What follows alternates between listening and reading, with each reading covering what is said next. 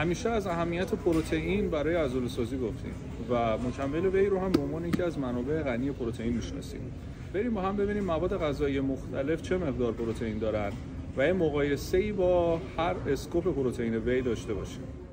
یه تن ماهی 140 گرمی به طور میانگین 20 گرم پروتئین داره، در صورتی که یه اسکوپ پروتئین وی 24 گرم.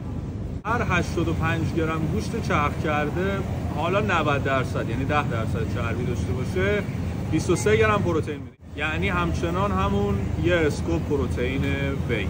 هر 100 گرم سینه مرغ معادل 21 گرم پروتئین به بدنمون میرسونه. یه چیزی کمتر از یه اسکوپ پروتئین وی.